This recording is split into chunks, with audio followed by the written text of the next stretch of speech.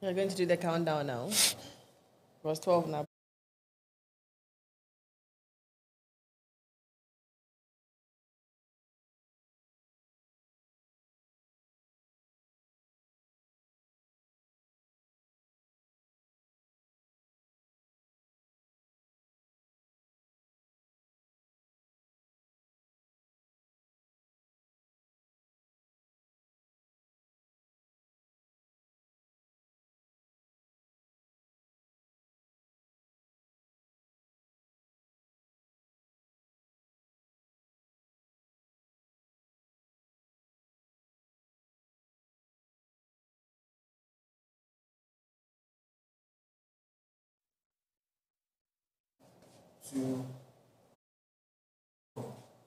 Well, good morning, distinguished ladies and gentlemen, watching us from the e-learning center podcast studio right here at Kwame Nkrumah University of Science and Technology. We really appreciate your time this morning. We're going to have a very interesting discussion, and it's all part of the e-learning week for 2025. This morning, our topic is simple: artificial intelligence embedded plagiarism in tertiary education. Let me introduce myself. My name is Anita Ekuachirewa-Kuma from the University Relations Office here at KNUST. I'm going to allow my guests, who are all here, to introduce themselves, and then we'll continue. I'll start from my immediate right. Yeah. Thank you very much. My name is Professor Ebenezer Malcolm. I'm the Dean of School of Graduate Studies and Research and the Acting Pro Vice Chancellor of Ghana Communication Technology University. Thank you so much, sir. It's good to see you in person. I think we've done some online discussions. Yes. So I'm very happy you're here. Thank you very much. For this discussion. Yeah. Next, please. Okay, thank you. My name is Michael Pokubuensi. A professor in planning and the director of the School of Graduate Studies, KNUST. Thank you. My extreme right. Okay, so my name is Dr. Nunu Mensah, Henry Nunu Mensah. I'm a senior lecturer at the Department of Computer Engineering. Yes, and standing in for the Dean of Quality Assurance and Planning Office. Yes. Thank you very much. Gentlemen, you're welcome. Thank you very much. Thank you. The word plagiarism as an academic institution sends shivers down our spine. For both faculty and for both students, it's something that we do not entertain. In my time, when you have an assignment, you go to the library, you pick books. You can spend hours and hours and hours looking for one single answer to a very simple question. In our time, 2025, it's changed, become very easy. With a click, you could have the world at your fingertips. Apps like ChatGPT and many others are the convenience on our mobile phones, on our laptops. When you're given an assignment as a student, that's the fastest go-to. But where do you draw the line? Plagiarism, when you're using artificial intelligence, when you're using all these assistants online.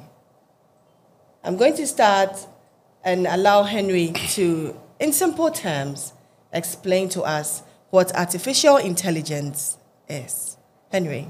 Okay, so when we talk of artificial intelligence, what we are basically looking at is using or training machines to be able to do things that human beings do. Yes, and that simply puts what artificial intelligence does. And it tends to be very good with respect to the repetitive activities, and also where you have some huge chunk of data where it can learn from. It tends to actually excel at those kind of tasks. Yes, so that, in layman's terms, artificial intelligence is what training machines to be able to do what human beings can do. Okay. Yes, so that's that. Prof. Wenzi, explain to us plagiarism, especially when it comes to artificial intelligence embedded plagiarism. How would you explain in very simple terms?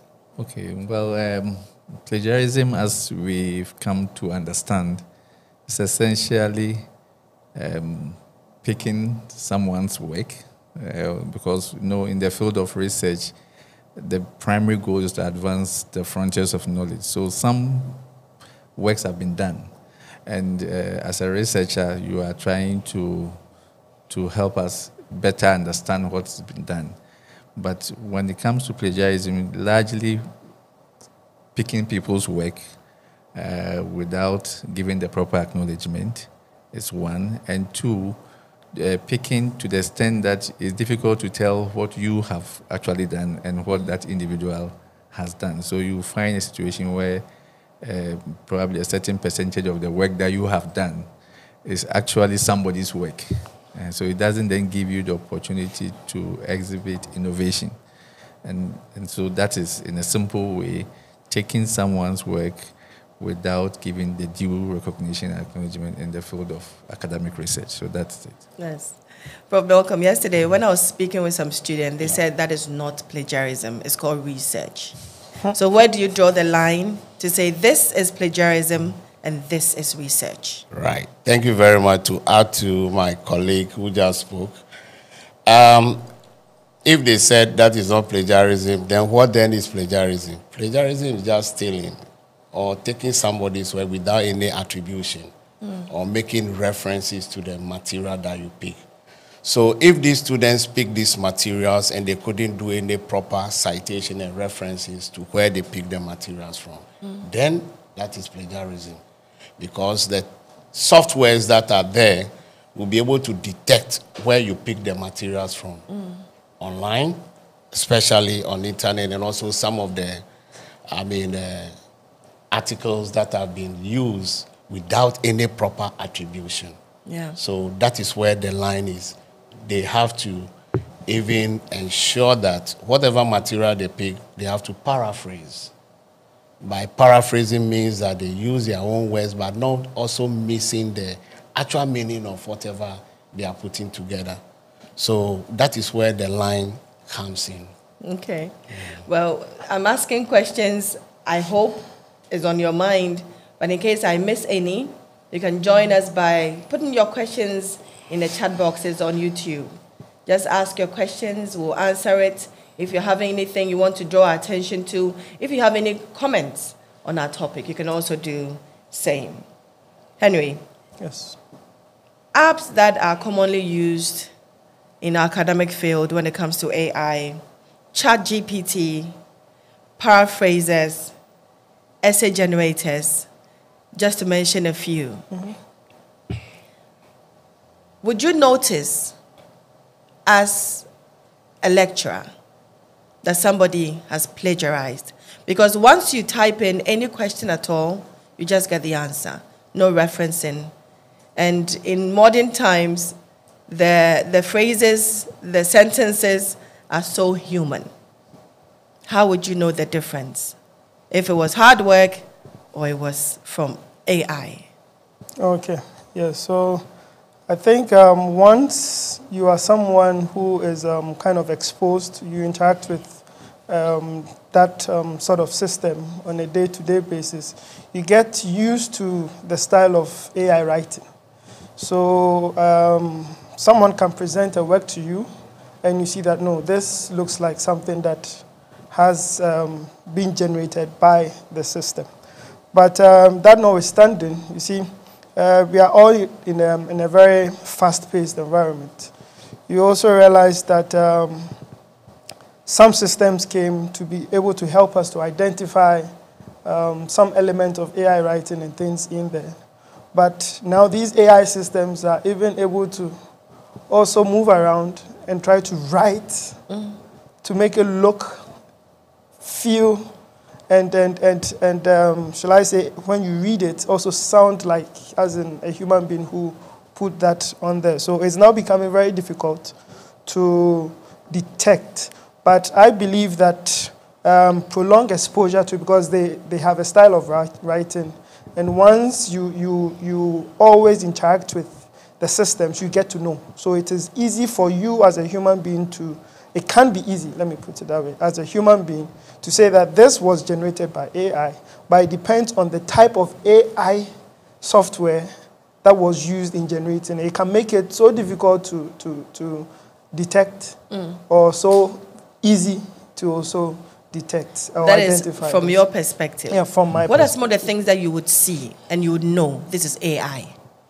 Okay. Any specific questions, any specific feel to the sentences? Okay, so normally what happens is, in terms of the paragraphings and things, right? So the paragraphs tend to have almost the constant or like the same number of lines. Let me put it that way. So that is one thing you can look at, and also how it often concludes. It uses certain terms. Okay, ultimately there are some keywords that you can look out for. Right, and yes, so that is one of them. I think the paragraphing is one of them. One very important thing is one of them. And those keywords, some very important keywords that the AI systems will be placing at some places to make you have that feeling that, no, this looks like something So it that looks was too clean. is it too clean, too professional? Yeah, you Does it can have mistakes? It can have mistakes. You see, one of the issues with AI-generated text, from where I sit as a technology person, right, I wouldn't condemn AI because I believe AI is supposed to come to help us be more productive. But in the setting we find ourselves and how people are using it, that is where the issue becomes very problematic, right? It's supposed to help us to be more productive. So using AI, I don't have an issue. You get it. But to what extent? Because you can use that. We have writer's block and all those things. You can use AI to give you a zero draft, give you maybe some skeletal structure. Then based on that, you can use it to develop it. That is when you are using AI as an assistant and not to replace you. You get it. Yes. So these are certain things that I am very passionate about, or I'm very I have very strong opinions when it comes to those aspects. But in our setting, the not discussion to replace will be you, different. but as an assistant. Yes, as an assistant. I do like that. Not yes. to replace you as a person. Yes. Prof. Bonzi, how widespread is this? Is this something that we should be concerned about, or is much ado about nothing? Well, maybe before I respond, I just want to add a please. line to what my brother said. You see, any good academic or supervisor, when he gets in touch with his or her student, after a few minutes or probably series of engagement, get to know what the student can do and what the student cannot do.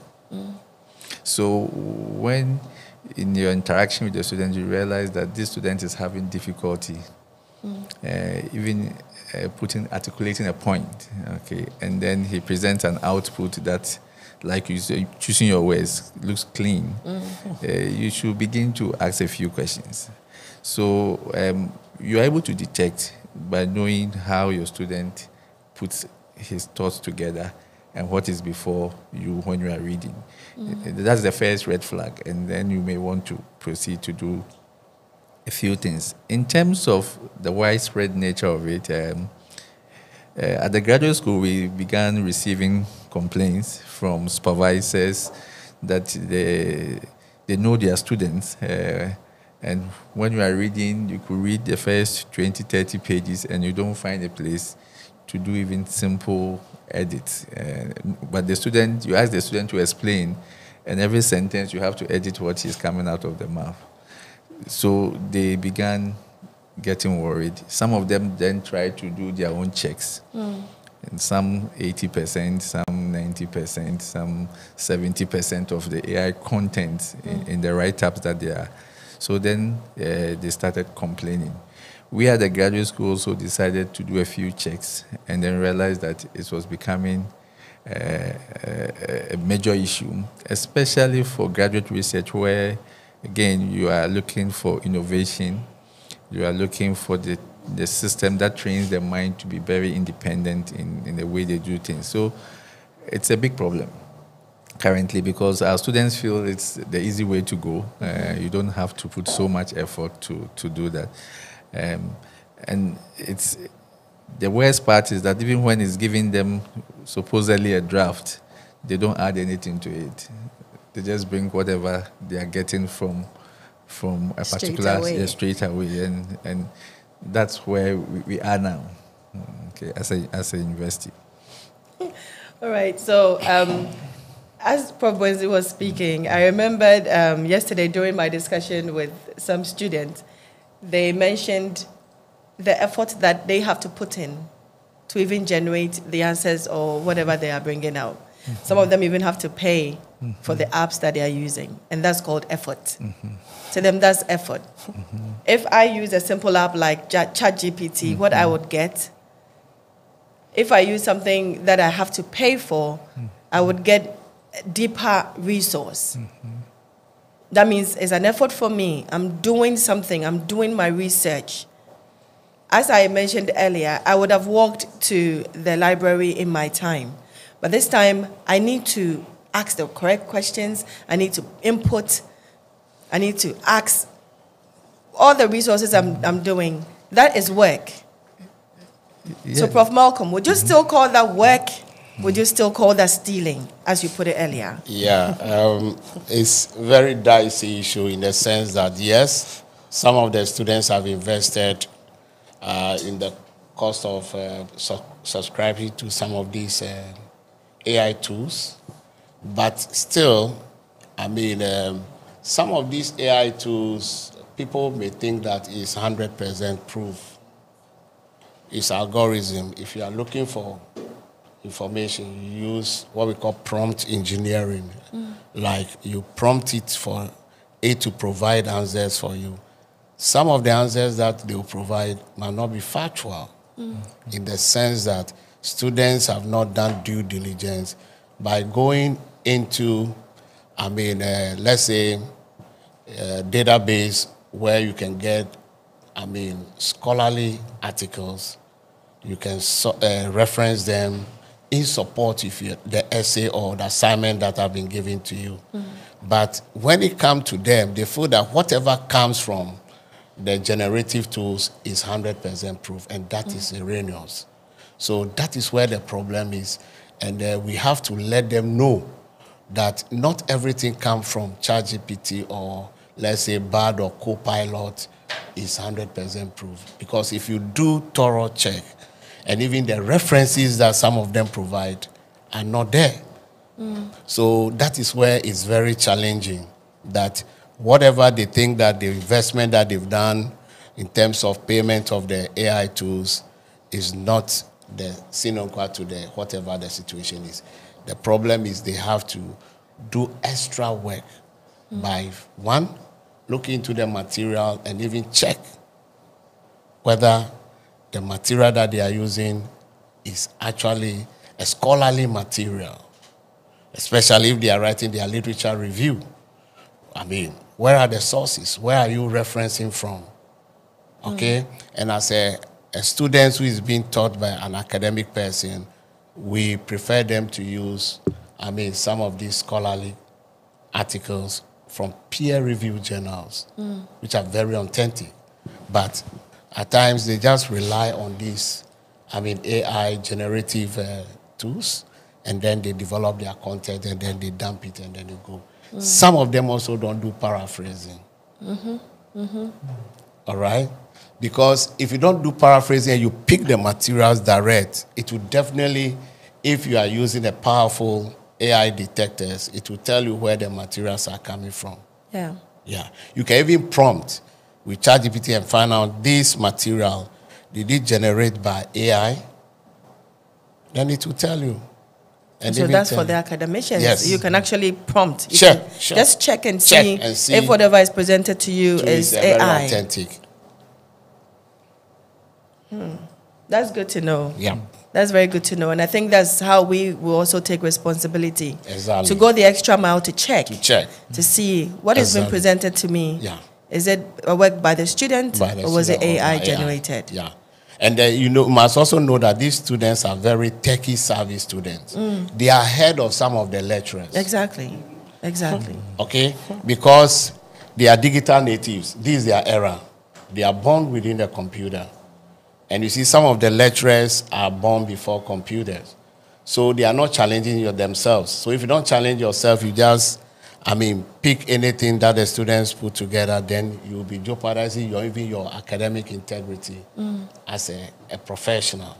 So it means that you, as a lecturer, must go one step ahead of the students to find out where they are pulling these materials from. Wow. That's our work to do. Yes. As educators. We should go the step, above our students, learn. Most of us don't even know what these apps are. Exactly. We don't even know the names of the apps. I think the easiest and the most simple is ChatGPT. Yes. But ChatGPT is like class 1. Yes. There are a lot of complex ones that can generate content for you. And at times they pass by the system and they will not even detect that it's AI. Yeah. Henry, can I generate something from AI on any topic at all and claim it's mine? Because they give you virtually empty scripts with no referencing whatsoever. Can I now say that is my work? With a little bit of polishing here and there, paraphrasing, can I just say this is my work? Okay. And how ethical would that be? Okay. So in our setting, in an educational setting, right, you cannot just generate and own it. But for instance, using the AI as a research assistant and not allowing the AI to replace you, because if you want to use it as a research assistant, you see, normally the research assistant is supposed to gather information for you. Then you put it together, you synthesize it. Right, so if you do not do that, then it's like you are solely dependent on the research assistant that is bringing, it's garbage in, garbage out, like Prof was talking about. And you see, there are some issues, aside the ethical issues per se, but things that even affect us as academics. The systems have the tendency of hallucinating, where hallucination is they cooking up things that do not exist. So for instance, these references and things that you're talking about, they can give you very nice narrative, give you some references which you go search online, you never find these references. So just take it as your research assistant brought something to you and you want to go the next step, a higher step, to verify all the information that he or she is bringing. And once you're able to do that, you'll be able to say that, okay, this part is not factual, this part is factual, that is what factual, this is not, right? You then take things out, recook the document that was given to you, right? And now you own it, you see, and I always say this, as you even work on it, you recooking it in a way, it is also a learning curve for you because you have to go through the entire document. And going through the entire document makes you own it because now it is your work. You have seen all the content. You have agreed to whatever you are maintaining and whatever you are replacing. Right? So to some extent, I can say that, okay, fine. You can own the content. Right? If you've done all of that, you've put in that much effort, you can own the content. But the side where you just prompt, you get some output, then you just present it that, okay, this is my work. That is where I personally find an issue or have an issue with. Because you shouldn't, you see, over-reliance on AI has some in the academic setting. I just want to limit myself to the academic setting because we have other places where it's, in the academic setting, it tends to inhibit the cognitive mind. And as Prof also said, you see, the over-reliance. There are certain times what happens is that you can even tend to doubt some facts, humanly validated facts that are there because the AI is not saying it. The AI is saying something else. And that is where we need to draw the line, that we would not get to that stage. At the rate at which we are going, it's possible we are even maybe some few inches away from that side, but we would have to discuss, and that's where the ethical angle also comes in. Yeah. Right, so that at least we can reset and come back and move some steps back, so that we don't get to the stage where now students are not able to think, they are not able to synthesize, and then they just take things as is, and they present their work. Prof was saying that, oh, if students bring, their style of writing, once it changes, you should find ways and means to try and find out what has changed. And making them do presentations, asking questions is one way of finding out whether they own the work. Because for someone who got text or content that was generated and has not gone through, looked at it, to work on it, improve on it, to own it, would not be able to speak to the document as you would expect someone who has done that work to do that. Yeah, so those are certain things that at least we can also as academics start putting in place, because telling them to stop is not going to be possible. Now we are I wouldn't say we are at the crossroads, but we are at a place where they are just moving and you can't stop them. But what you can do is that just build some rest stop, so that at least, and those rest stops are, the presentations and other strategies that we might want to bring up, so that when they travel, they get there, they rest. That is where we test them. Then they can now continue. But doing that will also force them to learn the right thing. Yes. Exactly. Well, I'm going to throw this to Prof. Wenzi, since you're the director for graduate school, and most of the students I spoke to were graduate students, and they spoke about resources. During their researches and during their studies, the best place to get all the resources would be on the computer. Because even if you go to the Prempeh the First library, the resources that's available there would not be as much as you would, if you had accessed it on the computer or your laptop or your phone. You have access to lots of resources in even other universities, other journals. How are we resourcing our students for them to work independently, not to rely solely on AI? Okay. I think, let me say this.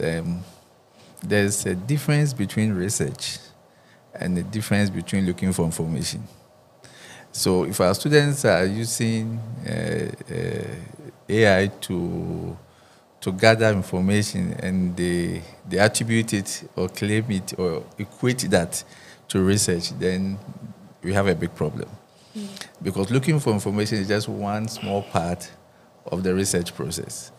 Okay, you are expected to be critical, even based on the information that you have gathered, and then also be able to then construct whatever arguments you want to make as a result of the activities that you are doing. So, yes, if our students are saying they spend efforts looking for information, researching, they are not researching, they are spending efforts to look for information, which is just like gathering data. One, you are gathering one from a documented source. Another one, you are going to the field to draw or through your interviews or whatever to get some information. And that distinction has to be made very clear.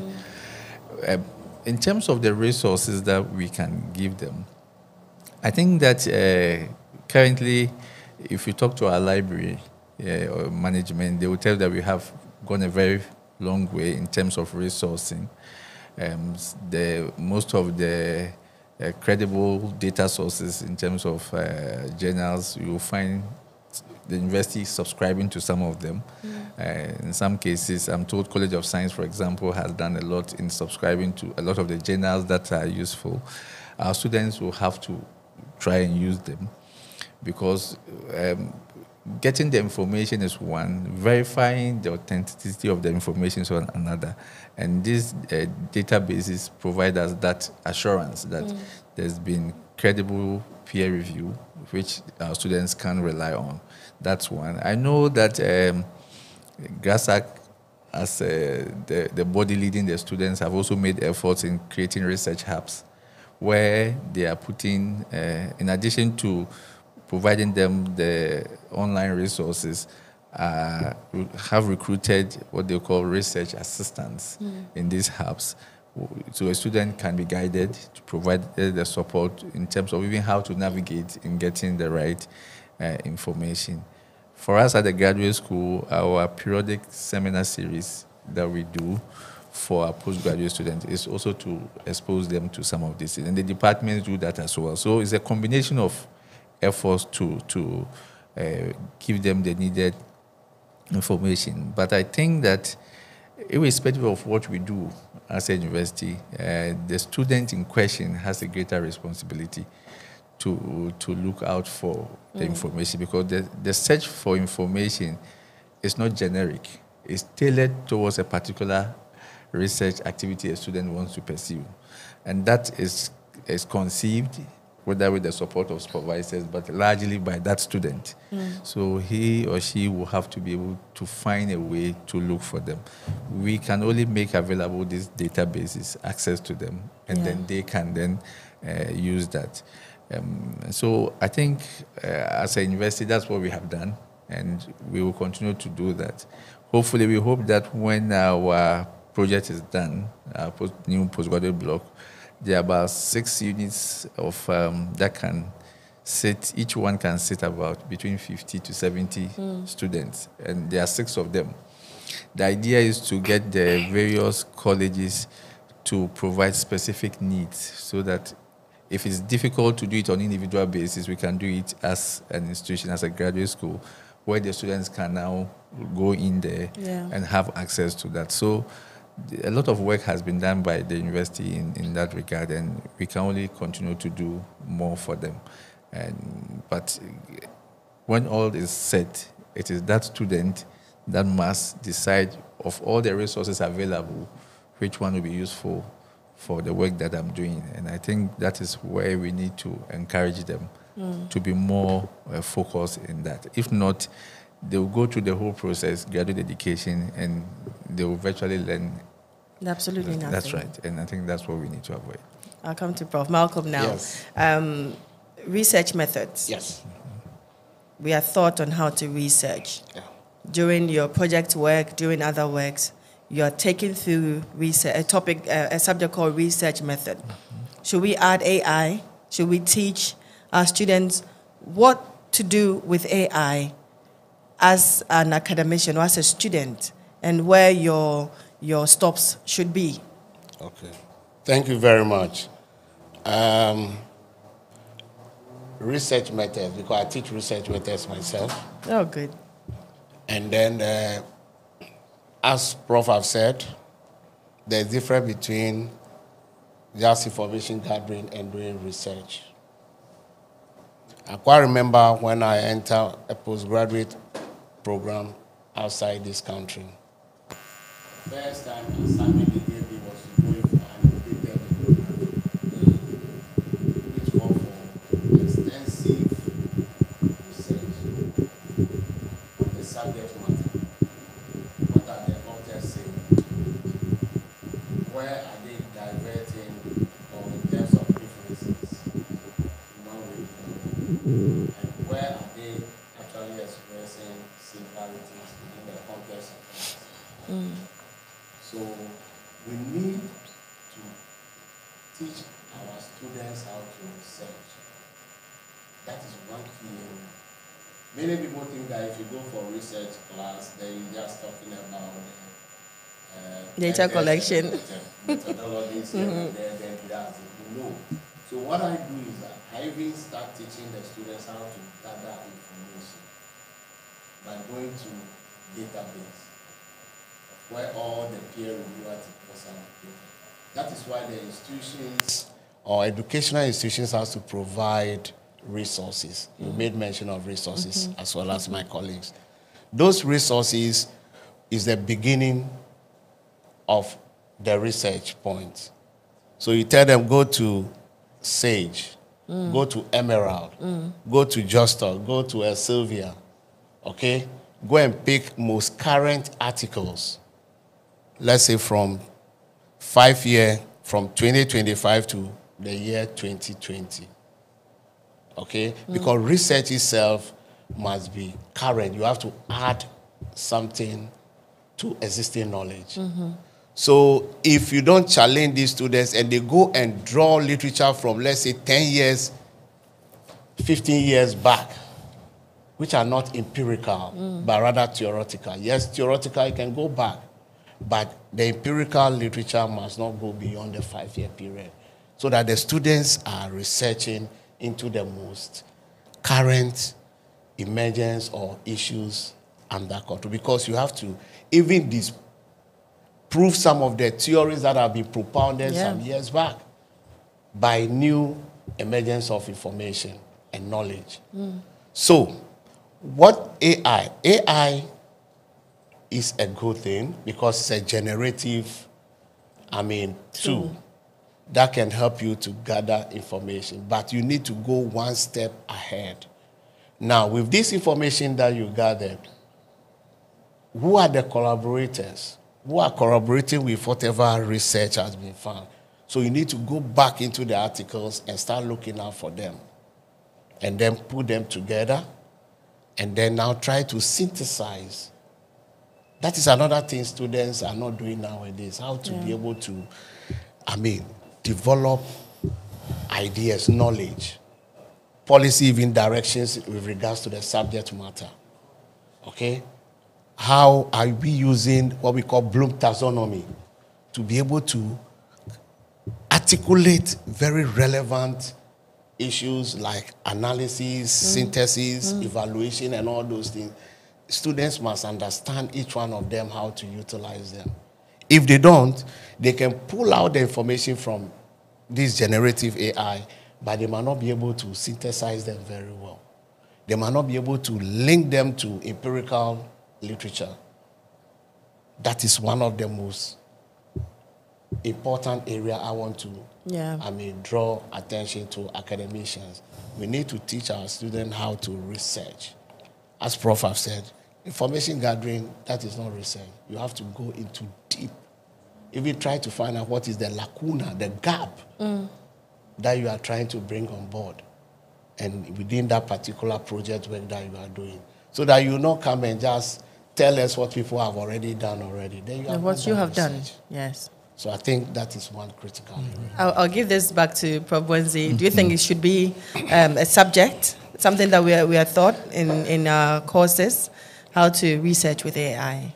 Yes, it's important that we do that. I'll tell you what we are doing at the graduate school in Braid, but I think that the whole idea of gathering information and making meaning out of it, I keep on saying that what we teach our students as research methods is largely how to write a thesis. Okay. At the graduate school, we always are confronted with whether our students are really taught research methods or they are taught how to write a thesis. I think at the postgraduate level, a student must be able to make a decision. I tell students that every method is a valid method, but the most important thing is at any given time, the method the student is choosing, he or she needs to ask whether it's appropriate. Yeah. That is the key thing. And that is a skill that we have to make sure our students have that. And without that, it becomes a bit of a problem. In terms of analysis, I keep saying again that I equate analysis to preparation of soup.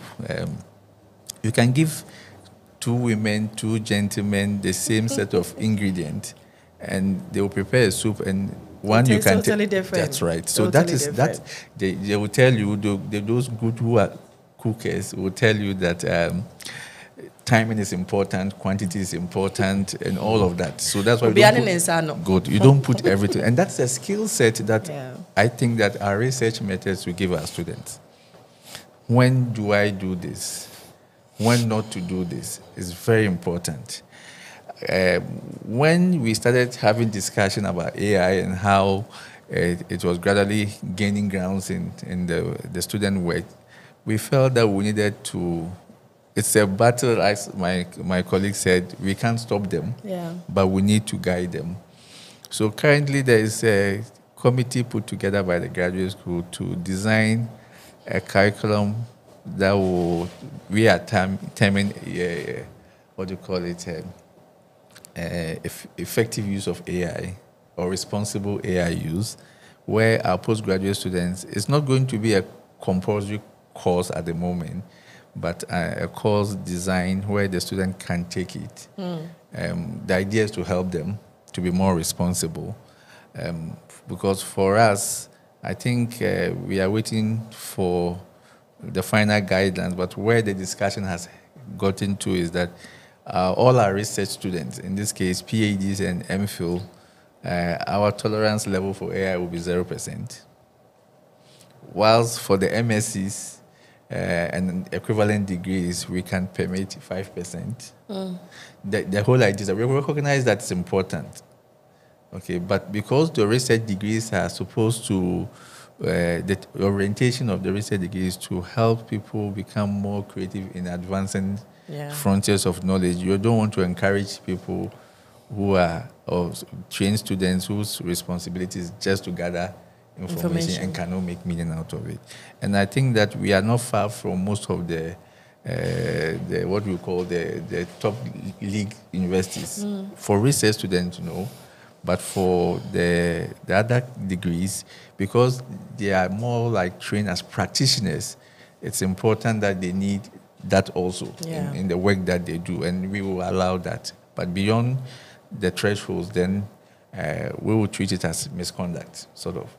But the idea of they taking this course is to help them navigate that process effectively and avoid a situation where they don't get into trouble with either the supervisors or the universities.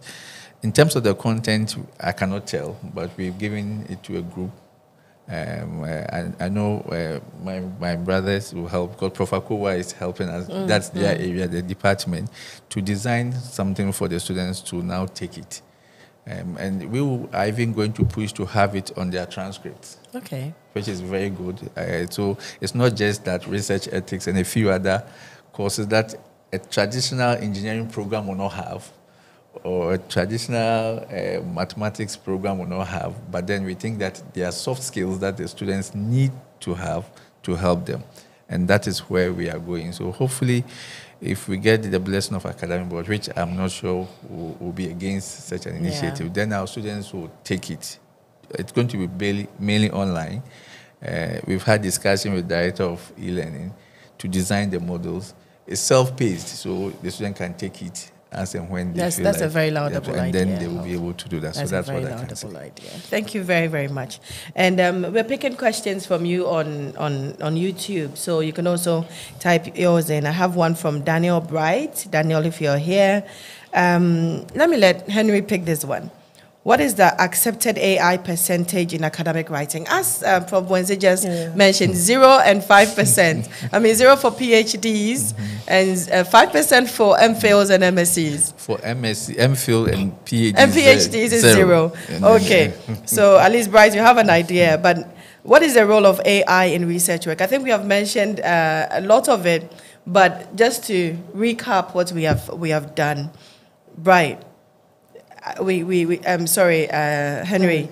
We had the 0 and the 5%. That is what is accepted AI percentage. But from your perspective, what is really the accepted AI percentage? I don't think mine will vary from what he said, because yes, I think I was part of those who worked on that. Okay. So my view would not be different. Is it going to be part of the Vice Chancellor's next graduation speech?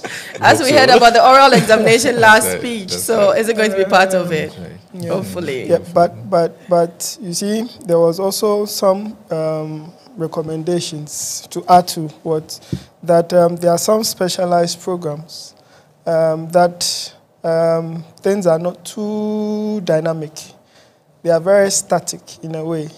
So in as much as we have this, we could also look at, because some institutions outside are also looking at it, where maybe, for instance, in math, let's say the law, or something, because the law has not changed and the law won't change. And the law is the law. Is the law. Yes. And when it comes to math, proofs have not changed. How you prove has not changed. You get it? So for some of them, it's possible that, okay, it can be picked up as. So we can also go a step further to look at, those are just case-by-case things, but the general rule is what my boss. Okay. The part 2 of his question, what is the role of AI in research work? So, like my seniors have advanced, yes, and it's information gathering, right? Simple. Yes, to gather information. But I'll also add that it's supposed to be an assistant. And the assistant is doing what? Gathering the information for you. So you use it. So that's of your work. Yes. All right. You don't depend solely on it. Because if you Okay. depend on it and it dies, you also die. Okay. I'm picking the second question. And this one is Prince Lovelace Tete. Prince, thank you very much for joining us. I'll give this one to Prof. Malcolm. For academic writing, there is scholarly AI in ChatGPT, which gives more verifiable information or credible references. Isn't that a smarter way to work, considering the time factor in research work? Yeah. Work smart, not work hard. That's what they're saying now, is work smart, not work hard. That's what students are leading. That's what they're saying now. Some yes. of them wait till last minute. Let's say some few hours to submission of the assignment, then they fall on scholarly, GPT. Once again, as I've said, some of the informations that are churned out from these generative AI are not 100% proof. You still have to do some thorough work on it in terms of finding out whether they are real source information that you are using. How do you link it to other existing empirical articles that have been published by scholars? Are you relating it and making sure that your argument is based on some of these articles or only solely on AI? If it is solely on AI, there is a problem over there. In addition to that, when they even give you the references, we talk about that. Yes. Find out whether really whatever information they are picking is in line with whether it's true, it's authentic. Some of them is not true. As my colleague, Dr. Noah, have said, hallucination, it will pick up a lot of information that you may think that is real, but they are not real. So you need to move one step ahead and investigate or interrogate those information that have been given to you and try to find out whether really they are authentic. So how do you, in this case, work smarter and not harder? Yeah. By working smarter, I will go in for some of the reliable references, even like textbooks, articles that are online and even hard copies, to make sure that wherever I'm referencing these things, they are really in existence. Okay? They are because quality-wise, they are very important for you to reference those issues. Else, when you even take it for publication, they will tell you point blank that they are not going to publish your work. Yeah. Because we are teaching these students how to publish as well. And if we are not teaching them the right skills and they're just pick anything from the internet and use it as a source, then there is a problem. Even nowadays, some of the journal, houses like Springer and Co. are now getting a required number of 5% of source should come from AI.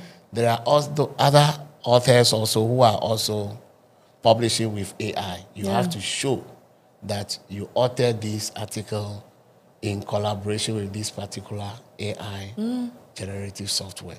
So now the dimension of publishing in the academia is changing very rapidly because they know that many people are using generative AI to generate content, okay? Which means that you need to show where these materials are coming from. Yeah. Yeah. Yeah. Well, keep your questions coming in. You're actually making our discussion very interesting with your inputs. We'll take a 2 minutes break. When we come back, we'll continue with our discussion, this time from the institutional perspective, plus more of your questions. But this evening, as part of the e-learning week 2025, we'll have Wodemaya at the Great Hall. Join us as he discusses building professionalism through digital storytelling, a guide for emerging technocrats. It promises to be very interesting. And as you know, Wodemaya is exploring the continent of Africa and even beyond using social media. That's something that I know would interest you. So definitely 3:30 p.m. prompt at the Great Hall. Join us as we continue with our e-learning week 2025. 2 minutes break, we'll come back. In an era where education transcends traditional boundaries, KNUST is at the forefront championing the cause of e-learning. This is the story of how we have embraced technology to foster excellence in education across diverse disciplines. The year 2020 brought unprecedented challenges with the COVID-19 pandemic. As campuses worldwide shut down, the need for a robust e-learning system became imperative. KNUST was no exception. One day we were in class, and all of a sudden, everything went online. It was very overwhelming at first. Adapting to the new normal, KNUST swiftly transitioned to online learning. Virtual classrooms, digital assignments, and online assessments became the new standard. Our priority was to ensure that learning did not stop. So we took advantage of the situation to train our faculty, equip our students with the technological skills, and then bridge the gap to ensure that learning online comes in to support the gap that was created. Recognizing the need for a dedicated facility to support e-learning, the Office of the Vice-Chancellor established the KNUST E-Learning Center. This center became the heartbeat of our digital education initiatives. So the e-learning center was a strategic move by management to centralize our e-learning efforts. It became a hub for training, for innovation, and for equipping our learners and faculty with the skills required in the times. The KNUST E-Learning Center is a hub of innovation and leadership within Ghana's esteemed Kwame Nkrumah University of Science and Technology. Guided by our core values of excellence, innovation, and integrity, we leverage cutting-edge technologies and pedagogical strategies to foster teaching and learning and knowledge creation. The KNUST E-Learning Center offers a comprehensive suite of services tailored to meet the evolving needs of stakeholders. These include online teaching and learning, video conferencing, proctor services, webinar series, and podcast. To ensure seamless service delivery, the center operates through various departments. The instructional design team integrates technology into learning design. The systems support team maintains IT systems, and the service support team offers call center and help desk services, among others. The center also operates through specialized subunits, including the Design and Publicity Unit, Training and Research, Full Online Programs Unit, Proctor and Assessment Unit, and the Immersive Learning and Pedagogy Unit, leveraging VI technologies. You're welcome back to our discussion on artificial intelligence embedded plagiarism in tertiary institutions. So far, we've had some groundbreaking discussions and some jaw-dropping inputs from the graduate school about the zero tolerance for PhD and MPhil and 5% for others. I'm going to go back to you because I think when we went on the break, Prof. Wenzi, people want more information on the zero tolerance. They want a bit more information on what you mean by zero tolerance. Because an interesting input came from a software like Grammarly. For verification and for language input, can you use those? Would that be considered as part of your zero, or as part of, how do you massage these to also help the students with their fact checking and their works? Oh, okay, all right. I think if you take Grammarly, for example, it's more like an editing tool. Okay, so you have to you write, and then it tells you whether basic grammar checks, whether the argument that you are putting makes sense and all of that. I think that there's nothing wrong to have softwares to help you edit your language. Basically, there's nothing wrong with that. Even for the prominent publishing houses, they offer that service even for a fee. So really, there's nothing wrong to have that. I don't think for us at the graduate school, we'll frown on writing and using an editing software to edit your language to make meaning. What we are frowning on is picking ideas from somewhere, not acknowledging those ideas. And these ideas are restricting you from being able to make your position known on a subject.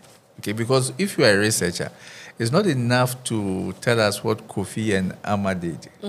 Okay, I keep saying that there is always debate on a subject matter. Yeah. It's not enough to tell us what the debate is without telling us where you belong as a researcher. So the basic question I keep asking is that where do you join the debate? That is the essence of your research work as a researcher. We want to see you in the research that you have conducted. So you cannot just be bringing things to us and say that you have spent so much in collating and bringing ideas, so we should award you a degree. I think that is one area that for us as graduate school and as gatekeepers, we will make sure our students don't go. I was sharing again that yesterday, a colleague was just giving us an example because he was now reading the response from the student. A student from the research work has sent a paper to one of the Elsevier journals, has been published, and they have sent an email giving them 2 weeks to give a response because they have detected AI. They've detected that some references have been provided citing people who died 10 years ago. Yeah. And for us as an institution, it's not just about pulling that article down. It's about the credibility of the institution. It's about the credibility of those involved, including the faculty members who were part of that. And I want to use this medium to encourage our colleagues, because I think from the discussions, sometimes we become too overwhelmed that when the students say, we are done, we say, okay, you send it and let's see what happens. My advice is that if you have not seen it and you have not verified yourself, you don't have any business sending it out there. Yeah. It's a very important thing that we have to guard against. If not, one simple mistake or years of hard work, everything will just be thrown away. And so we will encourage our students. And the fact that we are even trying to design a course on responsible AI gives you an indication as a university, as a graduate school, we are not against that. But we cannot allow that to take the center stage. We want our students to lead the research process. We want our students to undertake the research. We want our students to be innovative, including using AI when it's permissible. But we don't want AI to be the lead. Because if that happens, then they are not assistants, as my colleague will put it. They're actually the lead, and we are actually supporting. And we cannot give you a degree for supporting. For supporting. That's right. Yeah, so exactly. that is what we want to say. Thank you so much, Prof. Wenzi. At this point, I know students who are watching would love this. We are going to turn the mirrors to ourselves as an institution. Henry, Yes. as an institution, do you think, from the perspective of educators and academicians, the lecturers, do we know what even AI is when it comes to research work? Have we educated ourselves on these apps? Do you think a big percentage of us would know if AI is being used in a research work? Okay. So if people know, I would say yes, but is it a very big percentage? I would say no. Yes, because when you look around, you go around, right?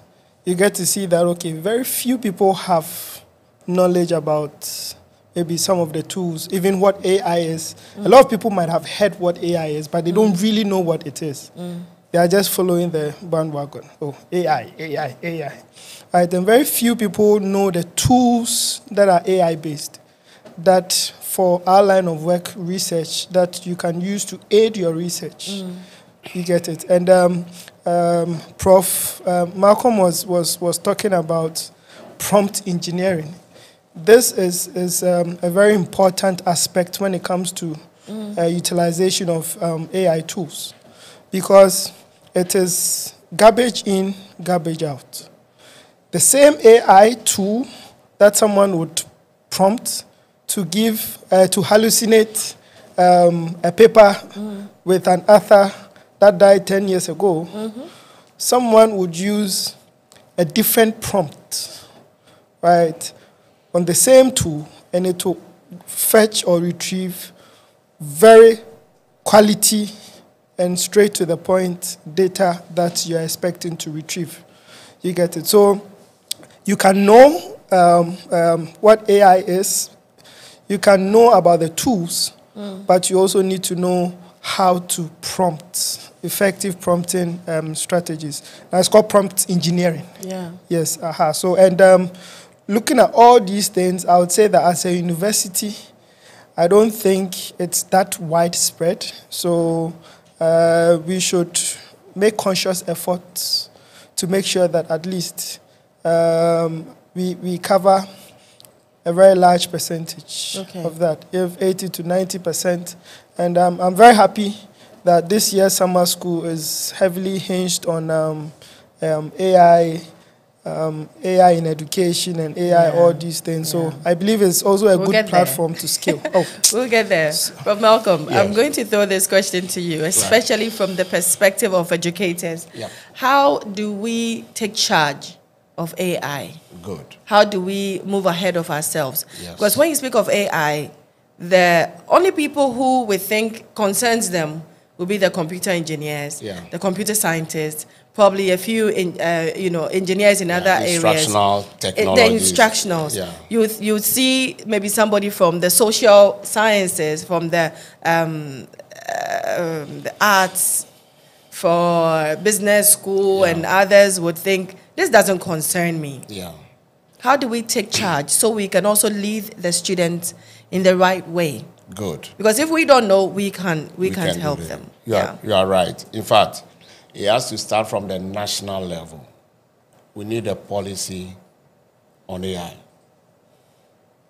Then the educational institutions will come out with frameworks, policy frameworks on how to guide the use of AI, and also make it a deliberate effort to provide capacity building for academicians and also administrators. They are also using AI in course of their work. All right? Good. Let me give you one example. Even plagiarism detector like Turnitin. Many are those who think that it's a punitive measure.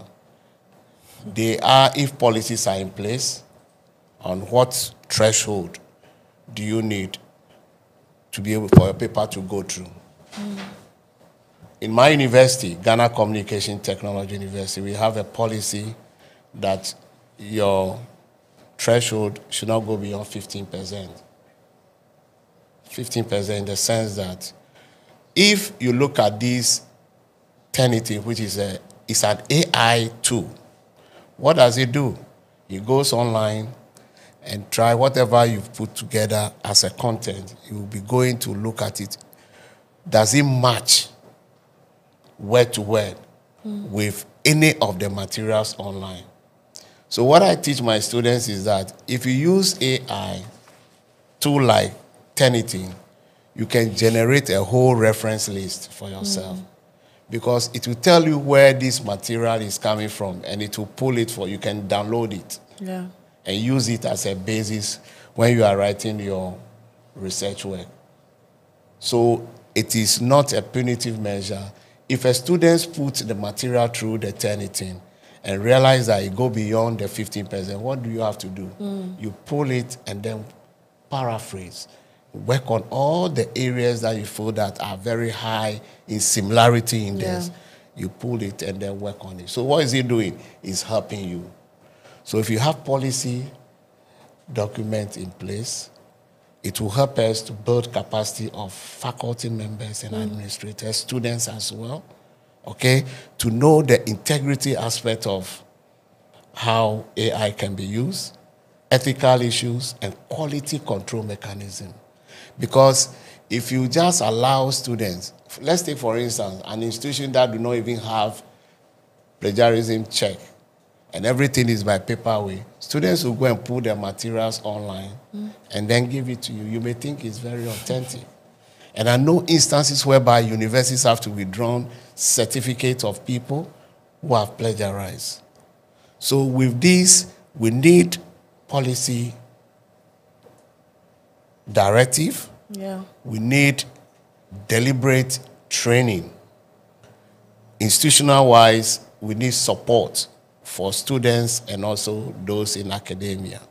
So that what would that do? It will help them to actually use these generative, tools to be able to use as an assisted, mode of helping these researchers to come out with their papers, and even the students on how to write responsibly, and also make sure that you don't, go within the context of being cited for plagiarism, which is very, palatable issue for you to, your materials to pull out. Even some academicians also, they've directed them to pull down their works. That's what Wendy was talking about. Yes. Prof, I'm going to throw this to you because you're a director. So from your point of view, you'd understand some of your colleagues who are constantly on the field. Some are working, some are on the field researching, marking students' papers, and still teaching in class. And you know these AI tools. Today you have 0.1 edition. Tomorrow they've added on to 0.2. By the time you realize they're on 0.8, maybe you haven't even finished learning 0.1. How are you supposed to handle all of this but still be ahead of the pack? So there's an advice to your colleagues. How do you juggle all of these things but still be as smart as the tech service student who can beat you easily with a very simple app that you might not even be aware of? I think there are two ways in dealing with that. There's one that you can attribute to the individual in question, and there's one that the system has to serve as a guide to help that individual. So as faculty members, yes, if you look at the load and everything and to ask them to do things, there are some who will drag their feet because they will think that they have too much work to do and all of that, and they might not do it. But you see, we keep, as graduate school, we can always keep reminding them that, look, the consequences of failure to get to a level where we can understand our students, okay, it's much more than the effort that we will need to put in to be able to build a certain knowledge base. It's important that we recognize that the whole space is so dynamic and fluid that I'm not sure we can. Because whilst you are learning, somebody's in the room trying to advance the next course. So it's going to be extremely difficult. However, we need to have some basic understanding, one, of our students, two, of what they are doing, to be able to potentially identify the red flags. I keep saying, when I started, I said that every faculty member, after engaging your student a couple of times, you understand The person. the person. So when a student is now going a certain path, all that you can do is to ask questions. And through our seminars, our engagements, you'll be able to understand whether the student is actually doing something outside his own capabilities, or is somebody who is just on top of what he or she is doing. That's from the faculty's side. But as an institution, we learned something from our use of the Turnitin. As if you take the graduate school, we realized that our students at a point started using softwares that were adding character to certain words, just to beat the system. Okay, we had to deny 2 people graduation because the supervisor raised it, and then we had to do a few checks and realized that for every word there was a character before it, so the software could not determine that. Just to be able to bring the similarity in this load and cross. So you need somebody to prompt you. And then also we realized from our feedback from our examiners that some of them were also, when they run and they get higher similarity scores, in an attempt to avoid it, we're taking certain things out of the work. So the examiner is reading and the work doesn't make sense. So when they did that, they did not bring it back. So you read and you realize that the coherency that you expect in the whole thing is not there, simply because the student was just being smart to beat the system. We also realized that there was even a whole industry outside the walls of our university that were helping our students to beat the system. So at the graduate school, what we said was that, okay, irrespective of what the student will do, irrespective of what the supervisor will do, we at the graduate school will do our own checks. So our online system that we built through the engagement with the library, and we got management approval, was to talk to our service providers, the tenant service providers, to give us the APIs so that it's integrated with our online system. So if the students submit their work, the system automatically runs. And then if you meet the threshold, you go. If you don't, you can't proceed. So you need such systems to be able to support those who may not have the skill set, those who may be dealing with students who are way smarter in dealing with trying to outwit the system, to serve as another layer. So yes, supervisors are expected to do the checks, but they may be dealing with students who may find a way around it. But when it's now the student sitting in his room and he's submitting his thesis, and the system is telling him that he cannot proceed or she cannot proceed, then you don't have any human element in there to be able to deal with it. And I think that is where our discussion and our engagement with the Turnitin providers are. Initially, they were hesitant because they felt that what we're asking them, no institution is asking. But we feel that we've gotten to a point where we cannot use the human element to check again. It makes it easy for everybody. And I think that's what. So, I'm sure in the not too long future, the students will begin to hit walls. And then they will have those problems. Some, for example, will even decide that in the plagiarism test, we will disable all quotations. The students do that. And we didn't know that there's an example about KNUSC, don't you add quotations to your checks? We said we do. We said, oh, but check. The student just disabled it when he was running. And the supervisor didn't see.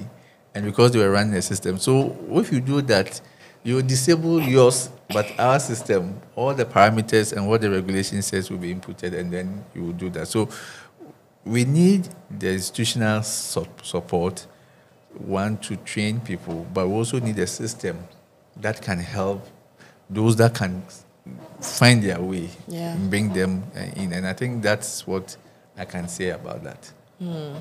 Henry, you've been quiet for a while, so let me throw this question to you. Okay. Do you think lecturers make finding answers on the internet or using AI very easy? Because even we don't have time to actually do put the right questions across, or even ask the right questions, or even give the right work for our students. We give them the easy one, so when they go, it's just there. How do you beat that nuance of actually requiring more from the student than just asking simple questions that they can easily go on the internet to find? Okay, and to even make it local. Yeah, so I think when we start looking at application questions, right, we have the knowledge, but applying it to a particular context, then it becomes a bit difficult. Yeah. Yes. So I think that we will have to stop the what is, states, those kind of things. And now instead of saying state, you give a problem question, which would require the things that the person would have stated in solving that problem question. So that would help in going around that. And I would also say that, you see, we need to interact with the systems to know the kind of questions that they are able to pose, right, or the kind of questions that they're able to answer. And by doing that, we get to know the limitations. And we can, based on those limitations, integrate them into our style of questioning, so that at least when the person goes and inputs the question straight away, you know that this one, unless the person doesn't read. Yeah. And in that one, the lecturer would certainly know that this person didn't actually do the work, because it would totally be off. You get it? But once the students read, you know that, no, this is not the answer I'm expecting, unless you don't even know what you're expecting to provide. Yes, so that is what I think we have to do. One, give application type questions or problem type questions. Two, we also have to interact with the systems ourselves, so that to understand it. Yeah, so that we can know how to go around it. Yeah. Yes. So not just the students going around it. We also have to go around it. You need to know the system to beat the system, right? To beat the system. Yeah. Yes. I'll throw this question to you, Yes. Prof. Malcolm, too. How do you give research work to students so that they don't just go left, or make it easy for them? How do we frame our research topics and questions and work for the students to actually work to get the results? Yeah. The way we put the questions, we have to look at assessment, the mode of assessment. Yes. For a research work, students can go and do research work and come and do presentation. Yeah. Presentation skill itself is something that they need in the field. If they become like a managers, they have to go and do presentation on any subject matter within the context. So the mode of delivery is what we need to look at. So the way we ask direct questions, as my colleague have said, that era is over. We need to come out with what applicable questions, give them scenarios, case studies, and out of that case study, they will be able to come out with a concrete solutions to the problem within this case. So we, the educators, have to change the way we examine students.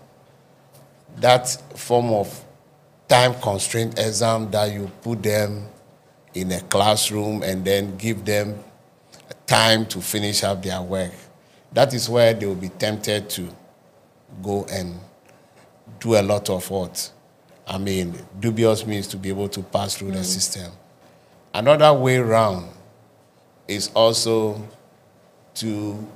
there are instances whereby you can also give them open book assignment. And even that one is more difficult than the real time constrained exams, because they are going to think and now come to give you a practical solutions with regards to the case that you've given them. So that way is another. So we need to change our mode of assessment. Yeah. Okay? And also, when they are coming out with a paper or they are coming out with a thesis, when they are doing their synthesis, what are the arguments?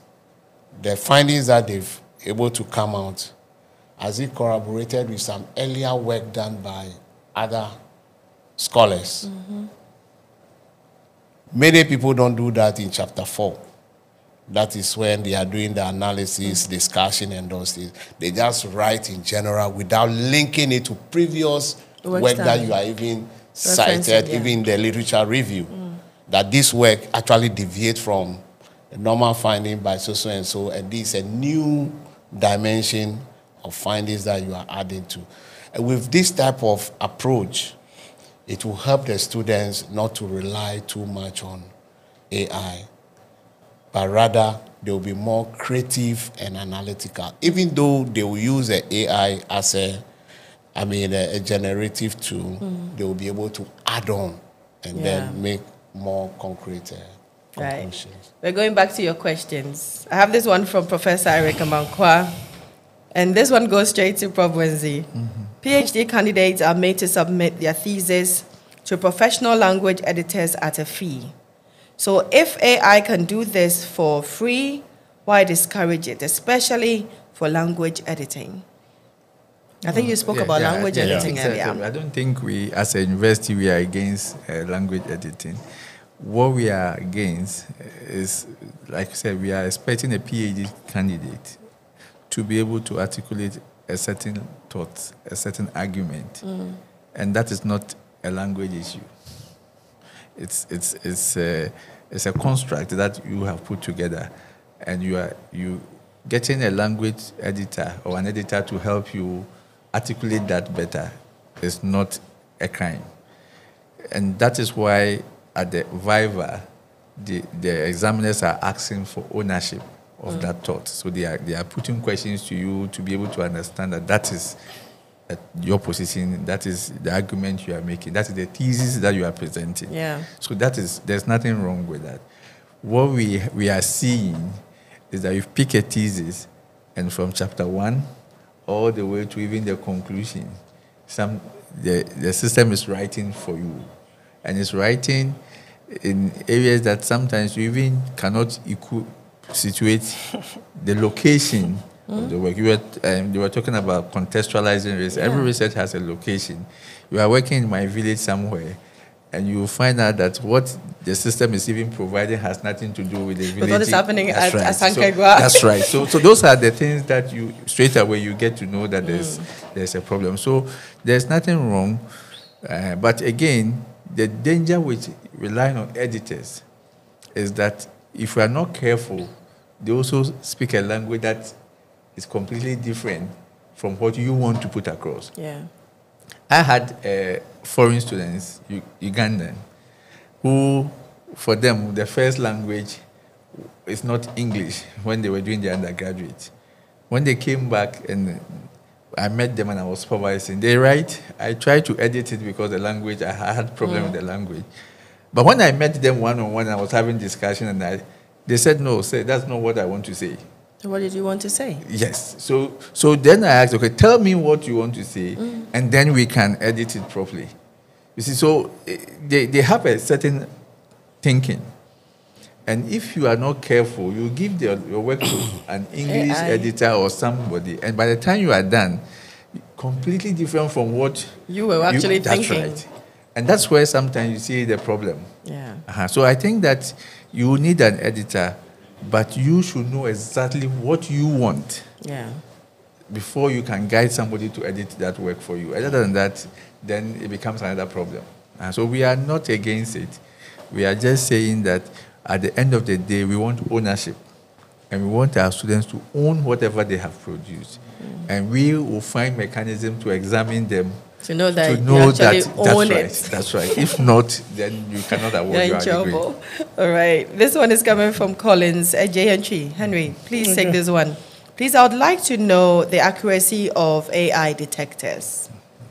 The accuracy. How do you judge the accuracy of an AI detector? Okay, so this one, I would say it's quite subjective.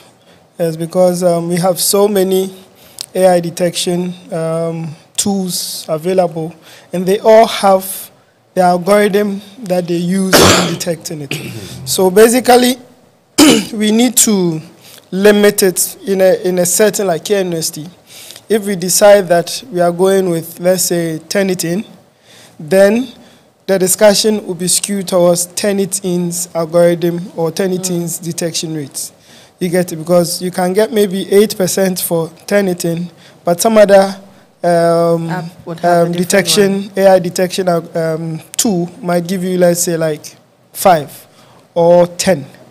Right? It depends on how the algorithm was implemented and what they are looking out for, which will be different. Yes. So it's more tool specific. Let me put it that way. Okay. Yes. So policies will come into shape. That which okay for the use? tool and what like university is now advocating for zero tolerance. Yes, that I have so many questions on that one. Prof, this one is going straight to you, and I really appreciate your engagement, Prof. Eric Amankwa. So yours is, okay, so, all right. Oh, okay, it was Let me go for this one. Jeff Thantaki, how transparent are these AI detection tools? Do they provide detailed explanation for their flags? And how do universities address false positives from AI detection tools? Henry, I think this is in your area. Okay, yes. So in terms of explainability, the tools are not explaining why they are saying that this is, yes. So normally when they detect, they'll tell you that this looks like an AI generated. So they are not very specific and to what degree they think it is AI generated. Even Turnitin at times, when you upload the work and it's not too certain about the percentage, it doesn't display the AI similarity. Yeah. So that's that. They do not explain that, okay, looking at this, looking at that, but they have the pattern. They know that, okay, for AI works, this is the style of writing. Yeah. For, I think I mentioned some of them. Maybe you have consistency in terms of the paragraphs, paragraphing and conclusion, those kind of stuff and all that, yes. So that can be how some tool would implement its algorithm. Yeah. It might be different from another person's algorithm, yes, but they're all doing detection. So that is subjective. Yes, that's so how do you subjective. address the false positives from the AI tools? Yeah, so you see, and what does it even mean? Yes, you are owning a false positive. It means that AI is saying it's AI. The detector is saying it's AI generated, but it's actually not. Okay. I've been in a class where some guy said, "Okay, so what if I've used AI for a while and my writing style is now looking like that of AI. So you cannot tell me that I used AI in generating a text because now I've learned how AI writes, and that is my style. That is also very subjective. You see, it depends. We always say it depends. So it's you going a step further, like stated earlier, to quiz them, to question them, to make sure that indeed they own the thing. There's some level of ownership. Yeah. That is what we as lecturers, academics should be looking out for, because once you enter the whole litigation phase, that's a different ball game. Yes, ball game altogether. Yes. All right, Prof. Malcolm, this one I think would suit you. Okay. This one is coming from Prince Lovelace Tete. Can we adapt AI-generated data in some research areas where there's limited resources to acquire them, especially in areas where research is mainly theoretical and there's no physical data to back them? You know, in this 21st century, we have a lot of data. You see, if, for example, an institution do not subscribe to some of these databases, then it becomes very difficult to students Yeah. That is why some of them will be using Google Scholar and other related, sources to gather or go onto the internet. So it means that institutions have to invest in databases in regards to, rich content, peer review content for the student to be able to gather. That is why in some institutions, they don't have access to these databases. And even if you mention some of them, it's like news to them. So that is why you see them using materials anyhow and concentrating on generative AI for their content. So we need to make it a deliberate effort as an institution, especially with the emergence of e-learning, distant learning environment, to provide e-resources for students and also with academicians to use when they are even writing their own papers. But if these are not available, then it becomes restricted area for them. And that is why they will fall on AI for some of these, content. That's very concerning. Yeah. All right, Probwenzi. Okay, so this one is coming from Richard Alima. I think the issue has to do with ethical use of AI. Instead of discouraging its use, there are many ways or many ethical means to use it to help research processes during graduate studies. How do you direct this? Okay, I think, again, let's put it within context. As a university, based on the committee's work and the engagement that we have had, we are not against the use of AI. What we are against is, depending on the level of the degree type and what the focus of that degree is, then we can say that we will accept this or we won't accept that.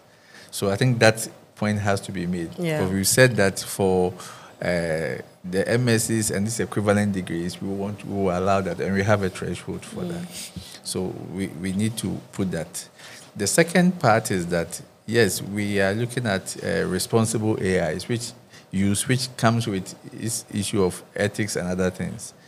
The idea of running what we call the soft skills for our students is to help deal with some of these problems. So if you take a course in responsible use of AI, you'll be taught some of the basic things that you should look out for. Yeah. If you take a course on research ethics, you will also be taught some of these things. So it's a combination of approaches in trying to prepare our students to be ready for what is out there. So we are not going to discourage them. We are going to help them to be more responsible. We are going to help them to be more ethical in the conduct of research. Because at the end of the day, the output that comes out has greater impact on the decisions that we do. For example, it could end up in policy formulation. It could end up in designing certain specific interventions. And if we cannot be certain that these outputs are solid enough to help us make decisions, help us deal with certain problems of society, then we are actually contributing to our own problems. So we as an institution, can only guide our students to navigate this. Yeah. And that is what we are going to do. And that is what we hope that together with our e-learning center, together with our stakeholders, we'll be able to design some of these things to help our students. We are not stopping them. We can't stop them, actually. You cannot. Yes, we can't. So this is not a fight that we want to win by being brute. Let me put it that way. We think that we have to help them, equip them, train them, so that they will be able to do what is expected of them. So that's all what right. it. Anyway, this one. Now, most AI models or platforms are looking to humanize AI. Mm-hmm. So how then do we do checks without denying certain students who have done legitimate work? Because even AI detectors use AI. Yeah. No, you need a human being to be able to catch a human being. The police officer is a human being. You get it? Aha. So, what I would say is, you see, everyone is trying to improve. Yes, so that's how come the whole humanizing thing comes in. But I'll still go back to the detection criteria. That you quizzing the person during a seminar, class presentation, that is where you're able to gauge the level of ownership. Because now you can have systems that can write like human beings, because we have been able to codify how human beings write and integrated that into these systems. So people will come with very low human rates and all those things, but to what extent do they own there? And you can only do that by questioning and answers. That's what I think. So we'll take an AI to catch an AI.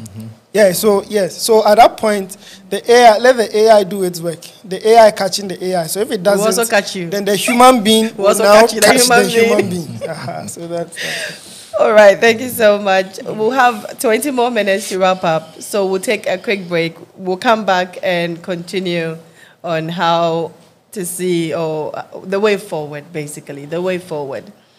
Just 2 quick reminders. Tomorrow we begin our e-learning international conference at the Great Hall, 9 a.m.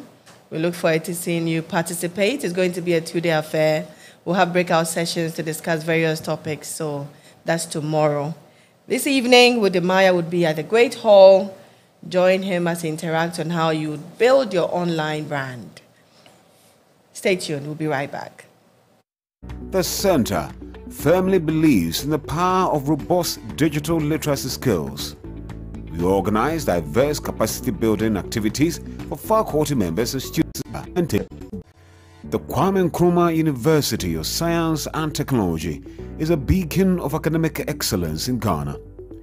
In an era where education transcends traditional boundaries, KNUST is at the forefront championing the cause of e-learning. This is the story of how we have embraced technology to foster excellence in education across diverse disciplines. The year 2020 brought unprecedented challenges with the COVID-19 pandemic. As campuses worldwide shut down, the need for a robust e-learning system became imperative. KNUST was no exception. One day we were in class, and all of a sudden, everything went online. It was very overwhelming at first. Adapting to the new normal, KNUST swiftly transitioned to online learning. Virtual classrooms, digital assignments, and online assessments became the new standard. Our priority was to ensure that learning did not stop. So we took advantage of the situation to train our faculty, equip our students with the technological skills, and then bridge the gap to ensure that learning online comes in to support the gap that was created. Recognizing the need for a dedicated facility to support e-learning, the Office of the Vice-Chancellor established the KNUST E-Learning Center. This center became the heartbeat of our digital education initiatives. So the e-learning center was a strategic move by management to centralize our e-learning efforts. It became a hub for training, for innovation, and for equipping our learners and faculty with the skills required in the times. The KNUST E-Learning Center is a hub of innovation and leadership within Ghana's esteemed Kwame Nkrumah University of Science and Technology. Welcome back. We're going to conclude on an interesting topic on plagiarism and AI in an academic institution. And the case study really is not basically KNUST, but across board. And I hope even if you're not at KNUST, you still take some pointers on how to go about your research work as a student and how to go about research work as faculty or as a lecturer. The future of AI in connection to the future of education. I'm going to start with Prof. Malcolm. Yeah. We'll go back to your questions very soon. How do you make things flexible? Put a human face to this, but still ensure that the work is done by your student? Right. As I've said earlier on, we have to make frantic effort to guide the students on how to use AI responsibly. In the sense that it's just we call it in instructional technology, we call it disruptive technology.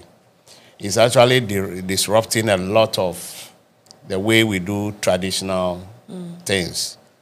Because if you use AI, it will generate some sort of content for you. But you need to let the students go back one step again and find out whether the information that they gathered are really authentic. 2, how do they do that? They also have to make sure they reference other empirical literature or empirical articles to buttress their point. In that, you are guiding them to use AI as a form of generative, tool. At the same time, you also let them know the integrity aspect of it. Yeah. Whatever they do, whatever content got, has it been well referenced in any textbooks or articles that they are referring to? There are sources that they've gathered from the AI. They have to cross-check those sources and make sure that those sources are real. Okay? Not like it's a fictitious references here and there that have been provided. These are the only way that we can help them. And also, all this must be guided by policy framework. Because no matter how it is, you need to give them threshold. Threshold in the sense that it should not go beyond certain parameters. If you go beyond certain parameters, then it means that the content that you are developing, it is not your own. Okay? It means that you've also not really cited the references very well, and it becomes problematic. So these are the ways we have to help our students. Thank you. Yeah. Prof. Wenzi, Yes. you spoke of a policy that's inbuilt, is being built for students. Do we have policies that would guide faculty and educators as well? Or do you think it's something that we can explore? Yes, I think the policy that was presented is not just for students. It's the university's policy on AI use, okay, responsible AI use. So I think that just like we do in KNUST, when new policies come, we need to disseminate it. And then not just the dissemination, where there need to be capacity and some training associated with it, it should be done. I think at the academic board, the approval was given, and we are waiting for the final approval from the council. And then we expect KWAPU to lead that process of. We at the graduate school will also be running a series of. We do seminar series where we hope to incorporate that both for the student and for supervisors.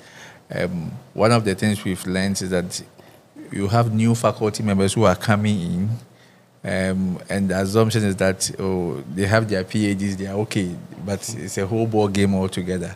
So they need to be supported, and we at the graduate school continue to do that for them. So it's basically making sure that we have the right systems based on what the policy is saying, and then where there's the need to help the various stakeholders, we do that. And I think that is the best way to help us deal with it. Thank you very much, Prof. Wenzi. Anyway, as a lecturer, how do you take charge of your AI life? How do you get ahead of the pack? What are some of the means or ways that you would advise an educator to take so as not to be blindsided in this AI phase of education and plagiarism and everything?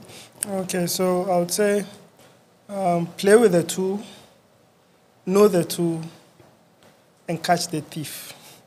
That's that. So you have to play with it, as in use it yourself. Yeah. Get to know how it works, how it gives outputs, right? So that at least in your line of work, when you see people do things that look like what you've been seeing, then you can flag.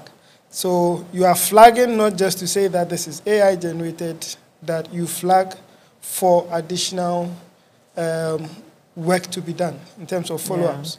You call the person, quiz the person, these stuff. So if the person is able to justify, you don't have a case. So you do agree with the applying human face to catching the thief? Yes. You see, we have what we call the digital twin, right? In as much as we have machines doing automations and everything, for certain critical applications, we pair the machine with a human being, so that the machine has enough capacity to do all the computations and all that, come up with so many different options, but is left to the human being to decide, okay, I want this option, I want that option, because it will present all possible options to you. Then based on what you see as a human being, you would decide that, okay, do this thing. Then the machine would take that and implement that. So we need to work together. We shouldn't go to the back seat and let the AI take the driver's seat. At least you can be a passenger, or the AI can be a passenger, so that they are all at the front seat. I'm going to... A co-pilot. A co-pilot. Yes. Prof. Malcolm, Yes. how do you handle a situation where lecturers will take a firm stand as in macho, and there's nothing I can do? And you know, we have such characters in every institution. That once I catch you, that's it for you. So as not to have that friction with students all the time. How do we handle such a situation? You know, I made mention of policy. Yes. If the policy is in place, then we need to guide these students also to understand this policy dimension on what are the allowable areas and those areas that are not allowed. If we do that, even starting from the faculty level, then we'll be conscientizing faculty members to know that we need to guide these students, but we shouldn't actually, be punishing them unnecessarily, because they are using it. How do we help them? Okay? We need that support system from every angle. The top management, cut across the faculties and the schools, and also going down even to the students' level, so that when they use it, then it will not become like a punitive, but they know how to use it responsibly to generate, information. Okay. Right. Two interesting ones. First of all, I'll let Henry pick this one, and then I'll come back to Prof. Bwenzi. Henry, Moses Ati said, but you can tell the AI to write as a human? Is a question.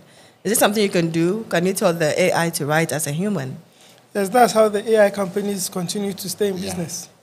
Because if they don't train it for it to be able to write as a human being, people would eventually leave. Yeah, so it's possible. But like I was saying, now people have been able to codify human-style writing. That, when human beings write, they have this type of, let's say, this characteristics, properties, right? So you can integrate those ones into that side, right? It's possible. Okay. I have this one here from Frank Boateng. So this one will go to Prof. Bwenzi. Most universities encourage the ethical use of AI. Why does Ghana seem to discourage its use? It's always Ghana, isn't it? No, but we don't have national policies. Yes. I think I can speak for KNUST based on the ongoing discussion at the graduate school, at the academic board, and we are not against it. I've said it. We are also encouraging our students to be more responsible in the use of AI. In the countries that is making reference to, like Prof said, they have a national policy. And all the institutions are following. Depending on, and again, it provides a framework, it guides everybody. What is permissible, even in the use of AI, what is permissible and what is not. We need that direction. Okay. I keep sometimes in our discussion say that we don't build a society hoping that people do the right thing. Okay, you cannot build a society with understanding that every one of us here will do the right. Other than that, there's no need to have laws. There's no need to have anything. As humans, you will find people who will go way off. And that is why you need the policies, you need the regulations to bring everybody on board. And I think Ghana is not different. Yeah. So we need to be able to have a national discussion on that. What do we accept as a country? And the other universities will subsequently follow. And we have a regulator, GTEC. So what is the directive to other universities? Currently, the institutions are all designing their own thing as we are doing. But I'm sure when finally we have a national directive, then we all try and align. And then it becomes easy for us. Do you think it's taken long? Too long. Well, I think when it started, probably like any new thing, we probably underestimated how it's going to, its impact. From the discussion and from what we've been reading, it's a very vibrant and a very fluid environment, space, that it will not wait for anybody. So I think that it's, in as much as we have been late in responding, the good thing is that there is now the discussion, the engagement. So gradually we are all talking about it, and that is a starting point. And we hope that with that happening, we will be able to have the necessary legislation to guide all of us. We need it. We can't do away with it. We need it because without it, it's going to be extremely difficult we may not see the immediate impact now, but probably in the next 10, 20 years, you'll have a generation who may refuse to think. And that could be very dangerous for our national development.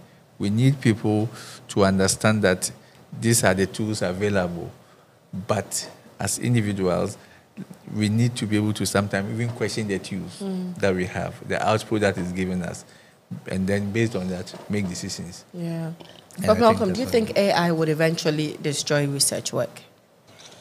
I don't think so.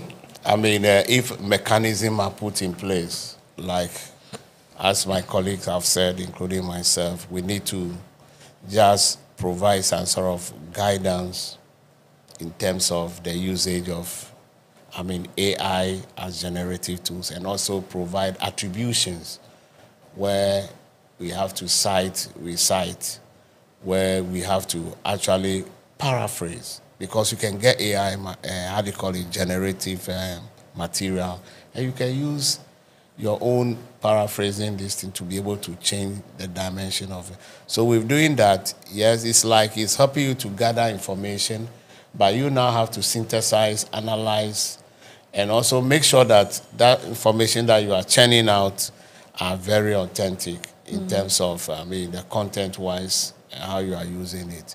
For example, let me take, you remember when COVID-19 came to being, we're not prepared. Most universities were called pants down. Yes. Only few universities who have a system in place, like my university, we quickly move everything online. And you know that it's based on those things. That's why some universities even have to come out with certain policy framework. At a point in time, students wanted even to take us to court because they say, well, they didn't sign for online. Why are we now saying that? And data issues and all. Exactly. They don't have data to be able to, and they don't have reliable data. So all these things is a holistic area that we need to look at. Countries like Rwanda, Namibia have taken the lead long time ago, and I don't know why we are lagging behind in terms of policy framework to be able to guide the use of AI in our educational institutions. Henry, do you think AI would destroy academic work? Anytime AI is mentioned, I don't want to link it with destroy. Bad. Yes, because AI is supposed to be used for good. Yes, so I don't think it will destroy. It is supposed to enhance, make you more productive.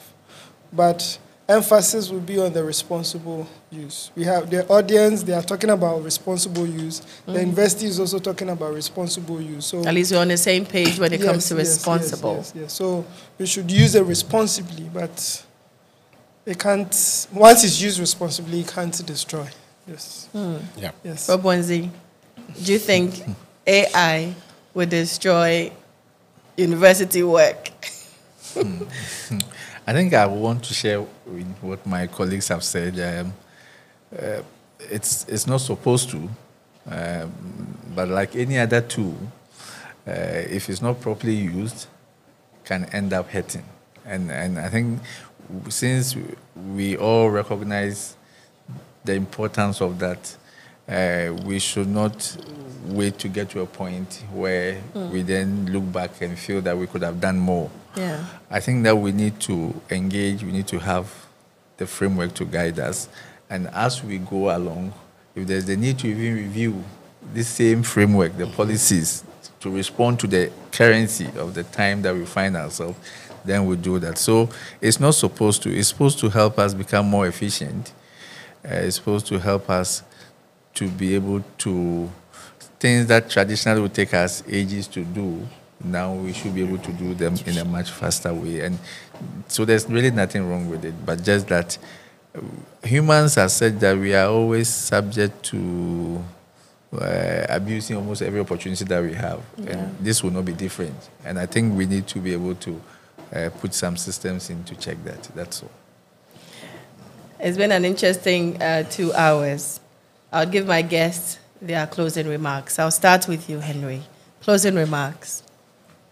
Okay, so I think this discussion that we're having is timely, and it's also going to create some sort of awareness, especially in the environment we find ourselves.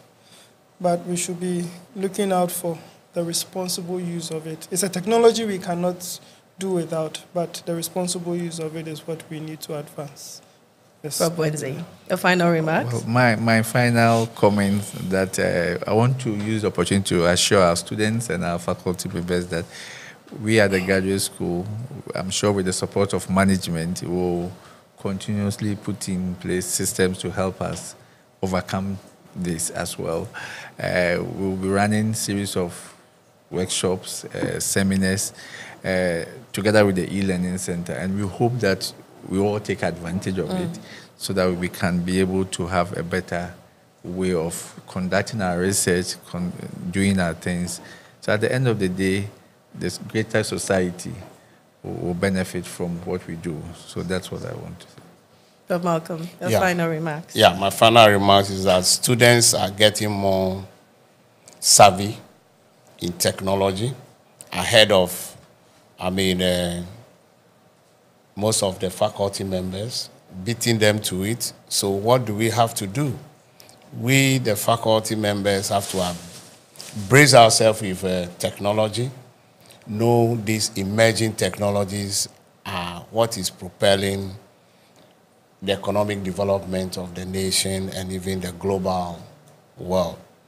So we need to also put in place, a mechanism, framework, to be able to check excessive use of AI irresponsibly. Yeah. So that whatever we'll be doing will be in context of integrity, ethical, and as well as quality issues are very important. What I've learned this afternoon is, like any tool, AI is supposed to help you and not take over your life and your thinking faculty. I'd like to say a very big thank you to Dr. Henry Nunu Mensah, Senior Lecturer, Department of Computer Engineering here at KNUST, for coming. Professor Ebenezer Malcolm, Associate Professor and the Dean of School of Graduate Studies and Research at the Ghana Communications Technology University, GCTU. And finally, Professor Michael Poku-Buenzi, Director, School of Graduate Studies, KNUST. My name is Anita Ekuya-Chirewakuma from the Investor Relations Office. Thank you very much for watching. And thank you very much. Thank you. Thank you.